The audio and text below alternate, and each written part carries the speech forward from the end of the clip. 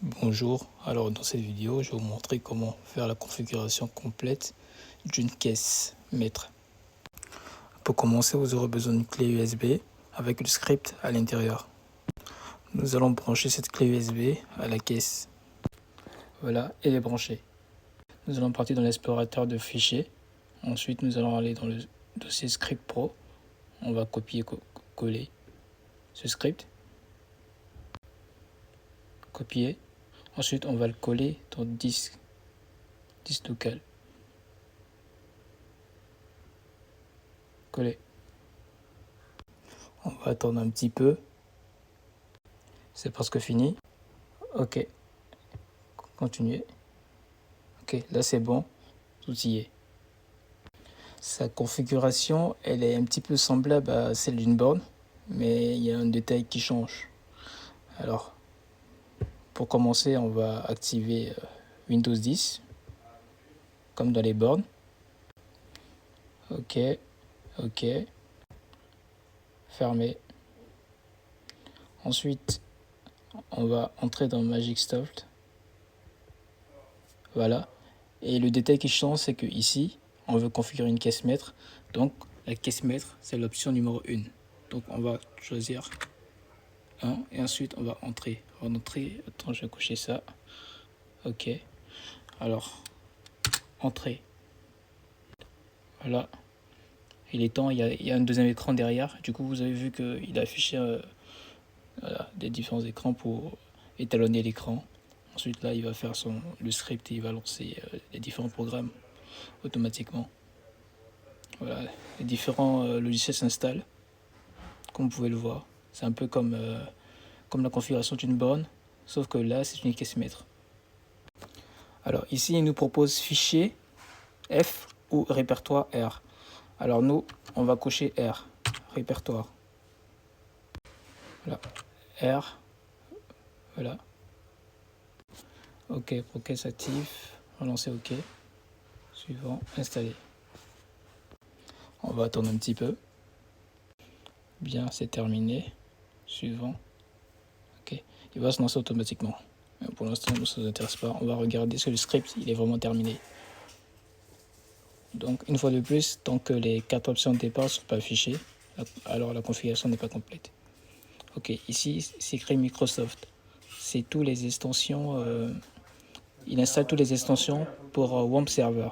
WAMP Server, c'est un gestionnaire de base de données. On installe souvent WAMP Server pour la gestion des bases de données. Donc on peut l'installer sur la caisse maître. Si la caisse maître n'a pas de serveur, alors on l'installe sur la caisse maître. A l'inverse, si la caisse maître a un serveur, alors pas besoin de l'installer sur la caisse maître. Alors ici, vous voyez bien qu'il y a espace configuration et espace caisse. Alors ça veut dire qu'on est bien sur une caisse maître. Lorsque vous voyez ces deux là, c'est que nous sommes bien sur une caisse maître. A l'inverse, sur une borne, si vous voyez aucun des deux, et vous voyez simplement espace configuration, lorsque vous cochez plusieurs fois sur une borne. Attends, je vais vous montrer un exemple. Pour l'exemple, je suis sur une borne là. On va aller ici. Alors ici, on clique plusieurs fois pour afficher un message ici au milieu, espace configuration. Je vais vous montrer la différence entre une borne, entre l'affichage d'une borne avec le logiciel ProCaisse et une caisse maître. Voilà, sur une borne, on affiche ça, espace configuration. Donc on clique plusieurs fois ici pour que ça affiche là. Et on peut rentrer dans l'espace configuration, on tape le code du jour. Le code du jour est entré, OK. Et là, il nous amène ici. Maintenant, allons sur une caisse maître, je vais vous montrer la différence. Bien, de retour sur notre caisse maître, on va entrer dans la caisse maître, on va mettre le code du jour. Le code du jour est entré, connexion. Et là, vous voyez bien qu'on est bien sur le même type d'affichage comme sur la borne qu'on a vue tout à l'heure. Voilà la différence. Et il y a bien une autre différence, c'est que ici, il n'y a pas d'option synchronisée. Vous voyez bien, il n'y a pas d'option synchronisée.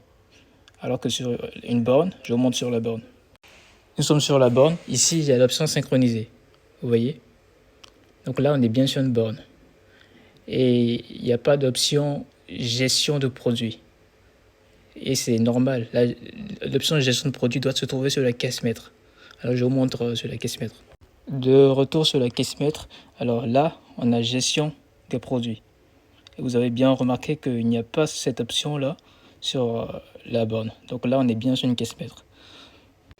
Maintenant, on va vérifier notre script s'il a fini ses tâches. Ok, il n'a pas encore fini. Là, il est en train d'installer WAMP MySQL. C'est le gestionnaire de base de données WAMP. Il est en train de se lancer. Ok, on va le voir. On va sortir d'ici. Ok, le script nous dit d'installer le driver de l'imprimante qui sera connecté à la caisse. Il y a une imprimante là et on va installer son driver directement. Si vous vous rappelez, on a fait ça également sur la configuration complète d'une borne. C'est pratiquement pareil. Alors là, on fait ISP, on check. Là, on peut cliquer check seulement si l'imprimante est connectée, mais vu qu'elle n'est pas connectée à la caisse, donc pas besoin de le faire. S'il était connecté, elle est affichée le port USB une fois qu'on aura cliqué dessus. Mais vu qu'elle n'est pas connectée ici, si je clique, vous allez voir que ça ne va pas fonctionner. Voilà, il ne va pas afficher de port, etc. Il dit le port USB n'est pas connecté, c'est normal. Donc on va installer. Yes. Une fois que l'imprimante sera connectée à la caisse, vous allez voir que voilà, il suffira de le mettre sur le bon port et c'est bon. Voilà, j'appuie OK. Voilà, on va regarder le script.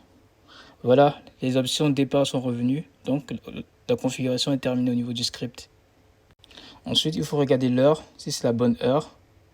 Donc on va regarder, just date. Bien. Là, on est bien Madrid-Paris, alors c'est la bonne heure. On va regarder aussi la mise en veille. Voilà.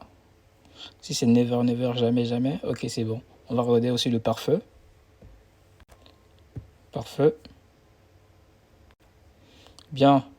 Là, il n'est pas désactivé. On va tous les désactiver. Désactiver. Non, ça, c'est pas désactivé. Désactiver. Désactiver. Désactiver. Appliquer. Ok. Là, il est bien désactivé. Bien, comme je vous disais, voici le WAMP server. Comme on n'a pas de serveur de base de données ici, on n'a pas de serveur en plus de la caisse maître, du coup on va créer la base de données. Du coup je vais vous montrer. Une fois que je vais vous lancer le WAMP server, il y a un logo qui va s'afficher ici. Vous allez voir. Lancement. Et là, vous voyez, il est en rouge. Après, il va passer au vert. Une fois qu'il est au vert, on peut aller configurer notre base de données. Là, il est passé à l'orange. Là, il est au vert. Du coup, on va y aller. On fait un clic droit. Excusez-moi, on fait un clic gauche. Voilà, un clic gauche. phpMyAdmin. Bien, nous sommes sur l'interface. On va taper l'identifiant par défaut, route. Ensuite, ici, on va le mettre en MySQL. Exécuter. Nous sommes bien dans l'interface. On va aller dans compte utilisateur. On va créer un compte utilisateur. Ajouter un compte utilisateur ici. Ici, on va mettre. J'ai tapé Process. Ici, je vais mettre le mot de passe. Taspa 42. Taspa 42. Ensuite, vous descendez. Vous cochez ici toutes les extensions. Voilà. Et en bas, vous exécutez. Ah, ça n'a pas pris parce que j'ai oublié de valider mon mot de passe. Taspa 42. Exécuter. Là, ça a pris. Maintenant, nous allons créer sa base de données. Vous venez ici, base de données. Vous rentrez ici, db-du-bas, process. Vous créez. Ah, la base de données a été créée. Du coup, on va vérifier tout ça. On clique ici. On met notre identifiant qu'on a créé. Et là, on vérifie bien qu'on est bien en MySQL et non en MariaDB. Ensuite, exécuter. Voilà. Donc, ça veut dire qu'on a bien créé notre base de données. On va retenir dans Process.